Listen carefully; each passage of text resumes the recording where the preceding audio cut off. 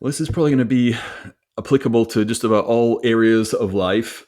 Uh, when there's something you don't want to do and you're scared to do it, that is the thing you need to do. We all know it and we still avoid it. And I think a big part of it is the mindset is uncertain mind. We don't know outcomes, or we're afraid to face the outcomes of taking action or doing the thing that we don't want to do.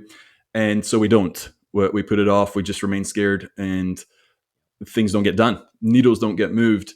And the only cure is to do the thing. There's no ifs, ands, or buts. You can't think about it. You can't read about it. You can do all those things to prepare, but ultimately to not be scared is in a clinical term, they'd say exposure therapy. Mm. If you're afraid of spiders, what they start doing is have you be around spiders more, and they slowly ease you into it. And before you know it, people who are petrified would faint at the sight can now Mm. hold and touch and let a spider walk around on them. And that is a key for pretty much everything in life. And it is specifically today particularly towards businesses. There's so many things, so many reasons we don't move. We're afraid of what people will think. We're afraid of losing money. We're afraid of things not going the way that you want them to go, losing time. And if you play it all out, if these things go wrong, it always ends up in, man, I'll not be loved. It will be a disaster. I'll be bankrupt. And it's always these worst case scenarios. And very few times is that ever the case. And in fact, if you don't take the action and remain scared, those are the outcomes you're going to end up producing. Yeah. Because that's what you think about, you get what you think about. So today we're going to talk about taking action on those things that you're scared to do and breaking those down in some instances within business. And maybe you'll hear yourself doing some of those things, and you'll be able to realize, here's some action steps to take to get you unscared and moving. So yeah, man, you've coached a lot of people at this point, and what percentage would you say? They might say, well, I'm unclear, don't know what I'm doing, I need help with this. What percentage would you just guesstimate? A lot of that is fear-based, scared. What's interesting is from my experience, it's been the complete opposite of that. Like for most of the people that I've coached, they're just like, tell me what I need to do and I'll do it, right? Mm, Because of the mm. credibility, the authority.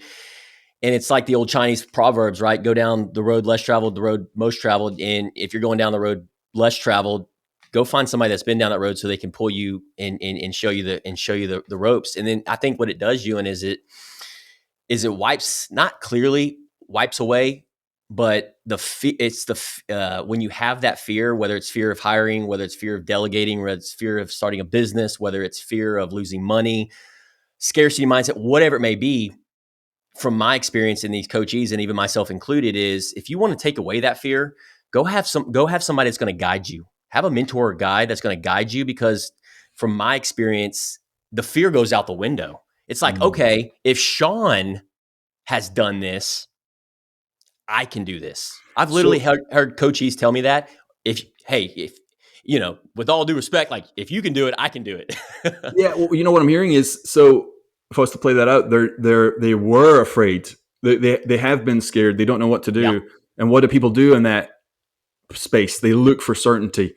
They look for a hand to be held, someone Yep. to lift them up, and then they come to get coaching, and the fear disappears because they have someone having their back, Yes. and they have comfort. They have certainty now. So it's Yes. almost the pregame.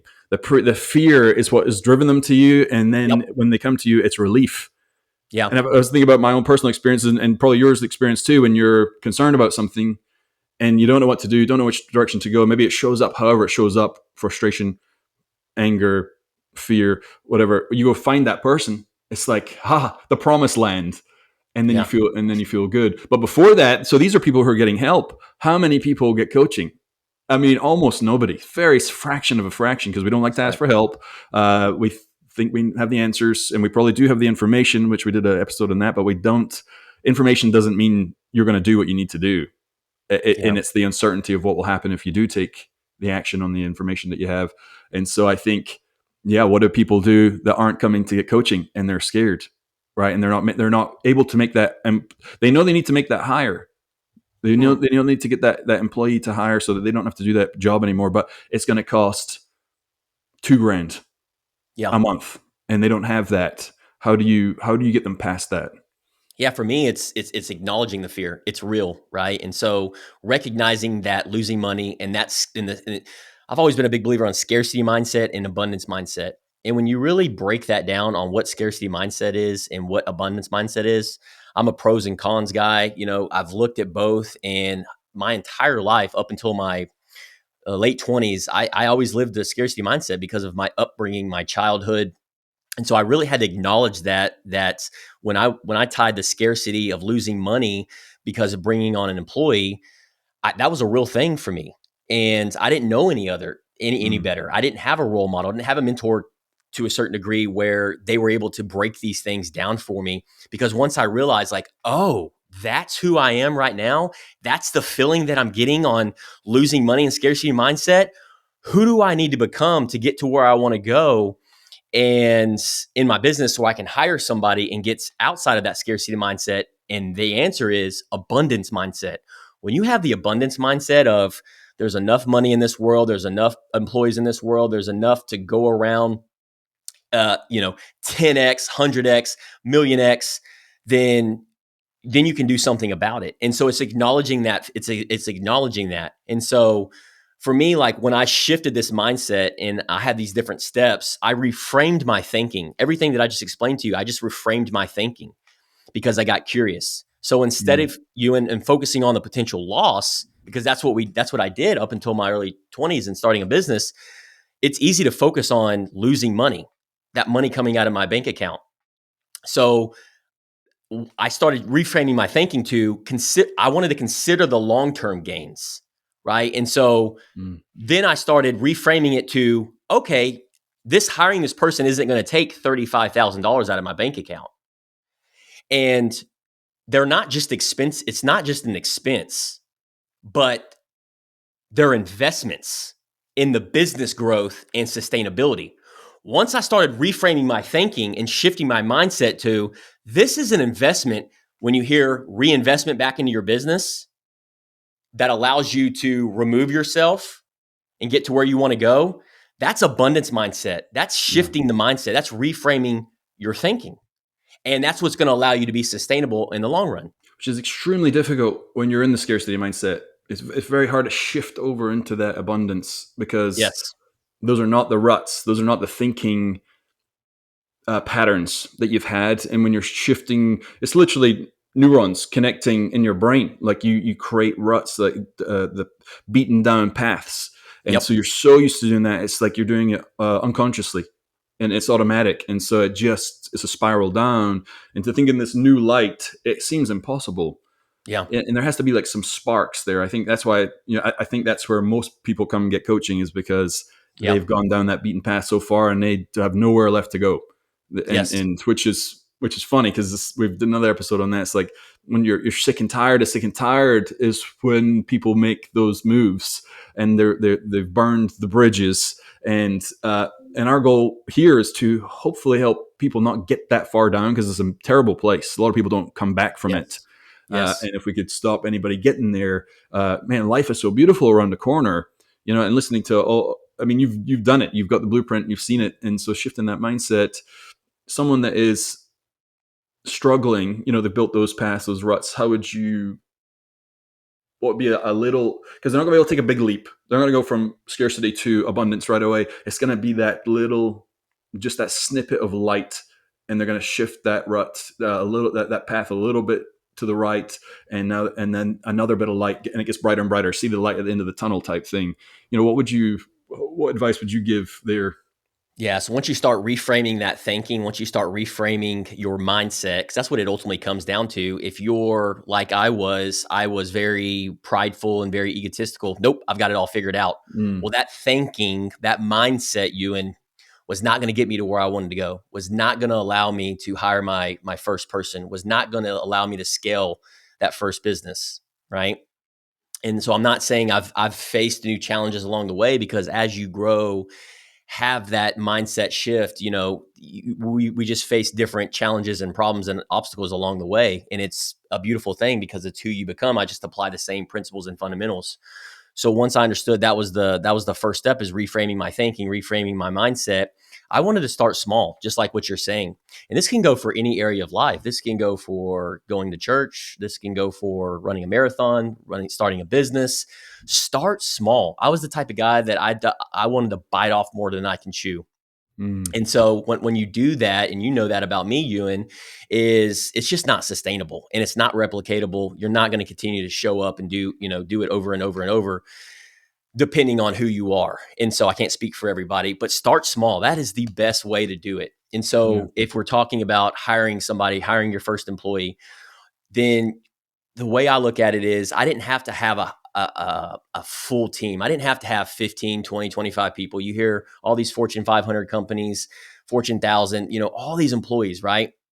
And so how you do one thing is how you do everything. I learned really quickly by starting small. I just started delegating these few tasks to a part-time person for a part-time person at Level Up and Live. And when I started the insurance brokerage, I was fortunate enough by putting myself out there, because I reframed my thinking and my mindset.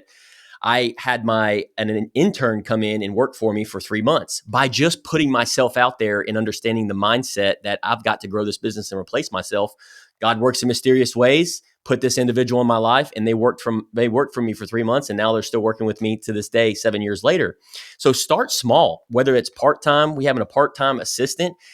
Look, if you break it down, 10, 11, 12, 13, $14 an hour, do the math on that, right? If you're making $1,000 a month, $2,000 a month, $3,000 a month, whatever it may be, whatever your revenue is, and you replace yourself by starting small, you can hire a part-time assistant, somebody that's a teenager or a family member, or somebody that's eager to learn and grow with you, and pay them 200, $300, every couple of weeks. And they're freaking happy just by doing an internship with you, right? And growing with you. So start small. Think like these small little baby steps. Then when you realize, like, oh my gosh, they just took all this off my plate. They just took Mm. off, I got 6 hours of my life back. Because I got courage, because I took that leap of faith and I reframed my thinking. Now, okay, did I lose $300, or did I get my time back? Right. And so that's the way I reframed my thinking and my mindset. By doing this allowed me to test the waters without a huge, significant financial commitment. Because Yeah. the last thing I want to do is pay somebody 250 grand a year to come in and be my CFO. Right. I would Mm. rather start and mold them and grow them within the company. And then whatever value they provide to the business, let's grow over time. Let's do profit sharing. Let's do bonuses. Let's do, right? Because you're helping grow the company. So start small. Did you said that intern, was that your first? Was that the first person that Yeah. came on board? Yep. Did you feel a shift in, like, because you were a business owner, but then when you got that first employee, was that your first experience of being like, oh man, now I'm an owner. I thought I was, but now I've got this time back. That might be like the first, that little baby step, like you're talking about. It's the breakdown of people are scared because they're afraid of the overall looming outcome, right? They're looking big picture, and that's super scary. But if you Yeah. break it down to just that small little thing, and it's totally doable, then you get that first taste. Like, did you feel like that shift of like, oh man, I'm working on it? Like, did you remember that feeling? Yeah, man. So once I hired this individual, like, I remember my nerves, I remember my anxiety, I remember like just It's super great. anxious, like everything shot through the roof, because when you have a business and you're self-employed, it's all eyes on you, right? And so typically you've got some set of skill sets, you've got some kind of talent, where it's just you. But when you bring somebody on, something magical happens in your brain. Mm.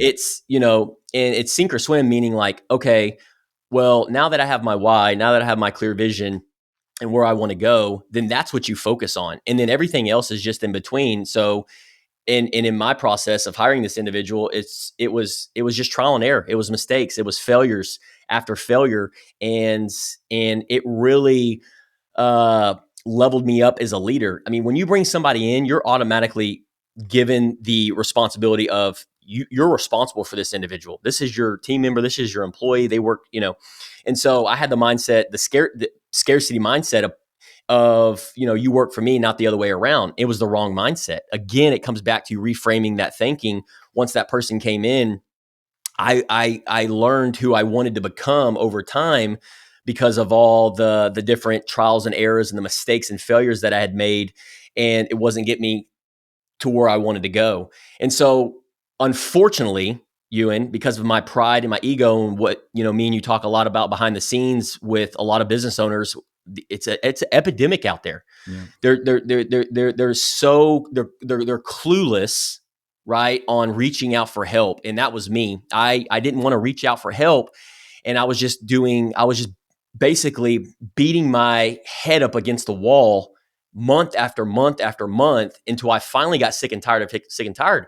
Well, the whole reason that where we are today is to help those individuals, our younger selves, avoid that pain, avoid that failure. Yeah. And so, and learn from my mistakes. And once you have this different perspective, if somebody would have came in and just knocked me out, set me on my rear end, Ewan, and said, listen to me, right? Because your back's up against the wall right now, even though it's not, because you have that scarcity mindset, you're doing okay, you got money, blah, Mm-hmm. blah, blah, all these other things.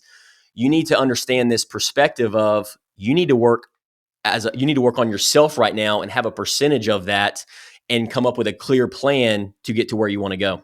Yeah, and I think people need to give themselves grace as well, because if Mhm. you've never done it before, like if this Right. is your first rodeo, and even for yourself, it was your first time, like it's not, you haven't failed or you haven't been failing, you've been, or if anything, failing forward, which is Yep. really just learning. And then Yep. you realize, oh, this is what I need to do, and this is Yes. this is the process for learning anything. If you never played tennis before, you try and hit that ball across the net and you end up putting it over the fence because you don't Yep. know how to do it. And but after your thousandth stroke and you're hitting the ball, you start to understand, oh, this now I'm pretty good at swinging that racket, but it takes time, and you got to get to the tennis court, you got to take the ball and the racket, be prepared, and then start just swinging and being prepared to put the ball in the net and make some mistakes, Yep. and then you just progress. And I know that's a simple analogy, but it's this that's the learning process of the human brain, and everything you're saying, of course, this is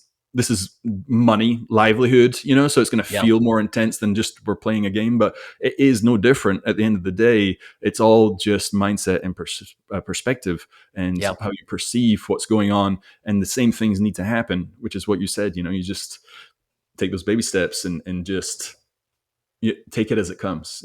Well, you can take the baby steps, but at the end of the day, hearing it from a 30-minute podcast and reading a book, you're still going to experience the trials and errors and the anxiety, the stress, the Yeah. failures and the mistakes.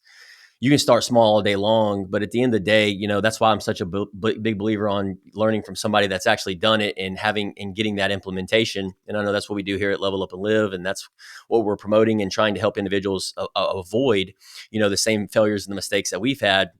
And so I tell coachees all the time, I'm like, create a clear plan. What does it look like for the next 3, 6, 12 months for Yeah. you in your business? And you create those little in different areas of life. You create that plan for different areas of life, whether Yeah. that's for your exercising, your next competition, for your spiritual life. And it's tough. It's challenging, you and having Because that it's day to day. accountability.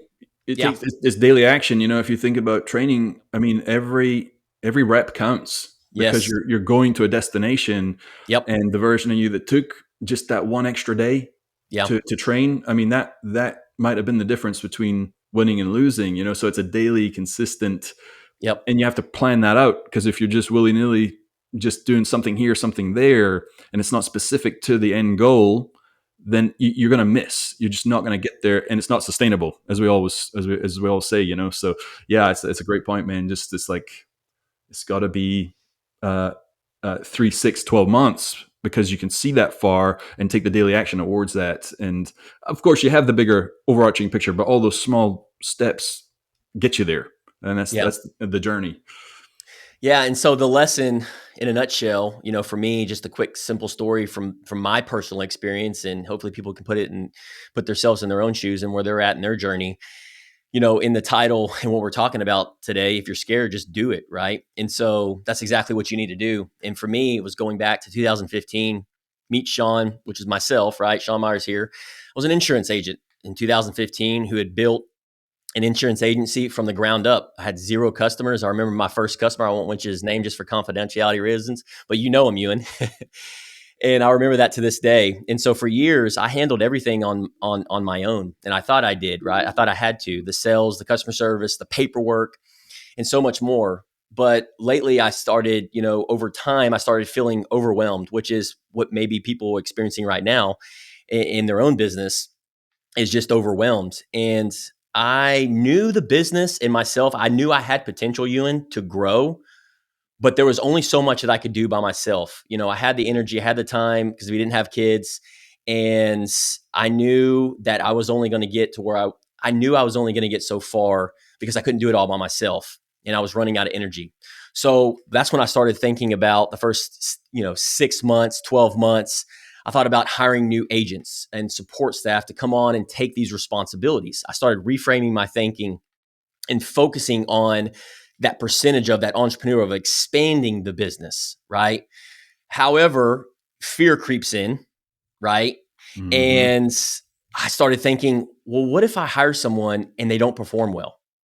What if I end up losing money, spending this $35,000 in salaries a year and not making it? So the scarcity mindset took over. Mm. And I realized that I started challenging myself that it's safer just to keep things as they are. But here's the thing, Ewan, deep down inside my soul, I knew that if I kept working in the business instead of on it, I will never be able to get to where I want to go and scale and monetize the business Mm. and where I want it to go. So after reflecting and getting curious with this and looking at myself in the mirror, I realized that the fear of the scarcity mindset, this conventional thinking of losing money and control, right, is holding me back from real Mm. growth in where Oh I want man, to that's go. it right there, man. It's So amazing. when I decided, Ewan, to take that leap and say, enough's a freaking enough, nobody else is going to do it for me. Nobody's going to come to my rescue. The government's not going to come to my rescue. I was like, you know what? I'm hiring team members. I'm taking a pay cut. So be it. And I started going to work. I started delegating tasks. Now, at first, Ewan, it was uncomfortable. It was super uncomfortable. Yeah. Probably the first 3 years. I had to let go of control. I'm a control guy, and I had to Yep. trust others to handle these key parts of the business.